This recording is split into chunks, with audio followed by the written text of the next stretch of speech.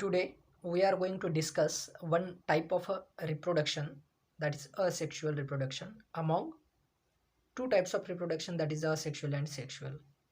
हमने पिछले वीडियो में रिप्रोडक्शन इस कंसेप्ट के बारे में जान लिया था कि वो क्या है। अब उसके दो टाइप होते हैं, एक होता है असेक्सुअल रिप्रोडक्शन और दूसरा होता है सेक्सुअल रिप्रोडक्शन। तो इस वीडियो में हम असेक्सुअल रिप्रोडक्शन के बारे में जान लेंगे।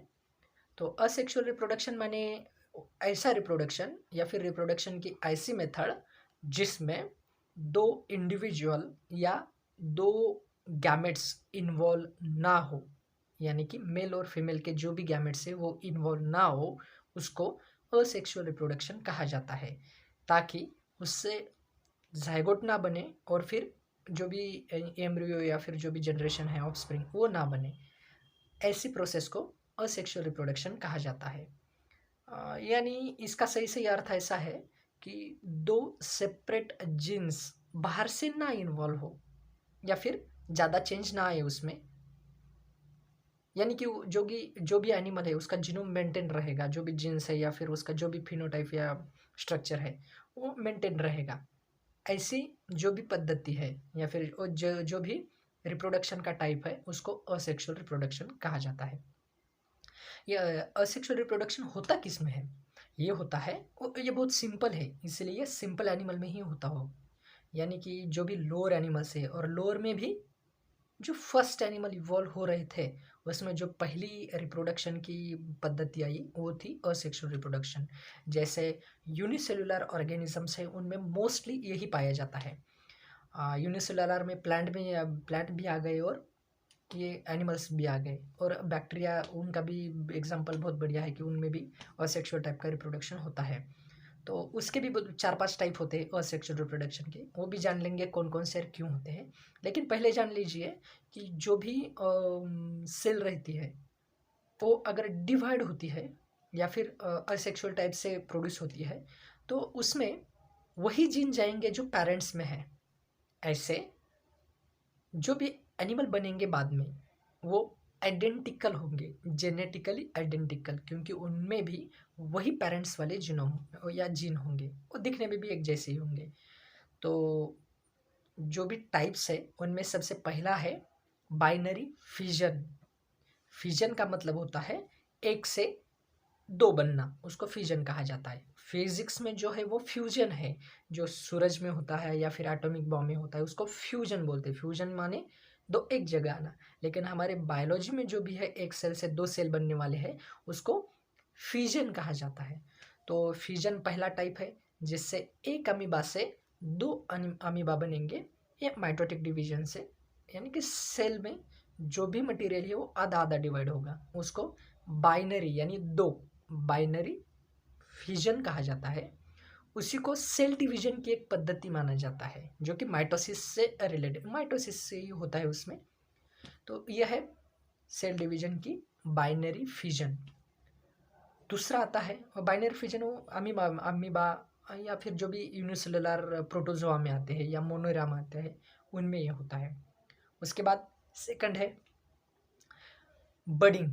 बडिंग माने किसी भी एनिमल में या फिर प्लांट में जो भी बर्ड आती है, बर्ड यानी छोटी सी बर्ड आती है उसके नोड पे, उसको बडिंग कहा जाता है। जब वो बर्ड सेपरेट होके बाहर किसी इन्वायरमेंट में गिरती है तो उससे वो इंडिविजुअल तैयार होता है, सेपरेट एनिमल तैयार होता है, अपने पेरेंट की तरह है, क्योंकि उसमें जीन्स पेरेंट के हैं, इसलिए उसको भी बडिंग कहा जाता है। हाइड्रा में बडिंग होती है, ये एग्जाम्पल है बडिंग का। कौन सा? हाइड्रा। तीसरा है फ्रैगमेंटेशन। फ्रैगमेंटेशन यानी किसी भी एनिमल को अगर 2-3 हिस्सों में काट दिया जाए और गलती से वो कट जाए तो उसका हर एक हिस्सा सेपरेट एनिमल में इन्वॉल्व होगा, उससे सेपरेट एनिमल बनेगा, उसको फ्रैगमेंटेशन कहा जाता है। जैसे कि प्लानिरिया या हाइड्रा ही लीजिए। प्लानिरिया को अगर प्रैक्टिकल में हम देखते हैं कि उसको काटते हैं 3-4 जगह से, तो जो भी वो टेल या हेड या उसका जो भी बीच वाला पार्ट है उससे सेपरेट प्लानिरिया बनेगा, क्योंकि उसके उसमें रीजनरेशन की पावर है। और इसी प्रोसेस को असेक्सुअल रिप्रोडक्शन कहा जाता है, क्योंकि वो 4-5 जो भी बनेंगे उनके टुकड़ों से वो प्लानिरिया, उन सब में पेरेंट्स के सेम जीन है, एक जैसे जीन में उनमें कुछ डिफरेंस नहीं है, इसलिए वो दिखने में भी एक जैसे ही होंगे। उसके बाद आता है स्पोरुलेशन यानी स्पोर फॉर्मेशन। वो एनिमल अपने सेल में कुछ स्पोर्स तैयार करता है, एनिमल या प्लांट, और उसको बाहर इन्वायरमेंट में छोड़ देता है। जब भी वो स्पोर्स ऐसे इन्वायरमेंट में जाते हैं वहाँ पे उनको सूटेबल होगा, वहाँ पे वो इंडिविजुअली एक एक अदर एनिमल में, सेपरेट एनिमल में इवॉल्व होते हैं, यानी कि अपने पेरेंट्स के जैसे ही स्ट्रक्चर में भी और दिखने में भी, फिनोटिपिकली और जीनोटिपिकली दोनों टाइप से। उसको स्पोरुलेशन कहते हैं। उसके बाद आता है प्लांट में स्पेशली यूज़ किया जाता है एक कंसेप्ट जो है वेजिटेटिव प्रोपोगेशन या फिर वेजिटेटिव रिप्रोडक्शन। स्पेशली प्लांट्स में किसी भी पार्ट से अलग एक बर्ड निकलती है, जैसे प्लांट का लीफ हो वहाँ से भी बर्ड निकलती है, या फिर प्लांट में जहाँ पे नोड होगा वहाँ से भी एक बर्ड निकलती है, और उस बर्ड से वो सेपरेट होने के बाद अलग से एक प्लांट बन जाता है। उसको रिप्रोडक्टिव वेजिटेटिव प्रोपोगेशन कहा जाता है।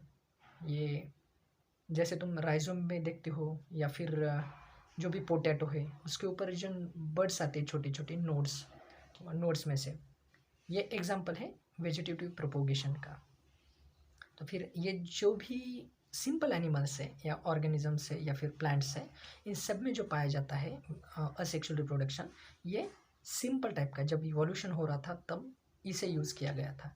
जब एनिमल इवॉल्व होते होते हाई लेवल तक चले गए तब, और एडवर्स कंडीशन में सर्वाइव होने के लिए सेक्सुअल टाइप का रिप्रोडक्शन चूज़ किया गया नेचर द्वारा इन एनिमल और प्लांट्स में। तो फिर हम ह्यूमन देखते हैं या फिर हायर लेवल के एनिमल्स है जो भी कॉर्डेट में, तो उनमें भी सेक्सुअल टाइप का रिप्रोडक्शन पाया जाता है। क्यों? क्योंकि नेचर ने इसको सेलेक्ट किया है, ये बेस्ट है और सेक्सुअल से अच्छा है, इसीलिए हम इसे चूज़ करते हैं या फिर नेचर ने हमें दिया है।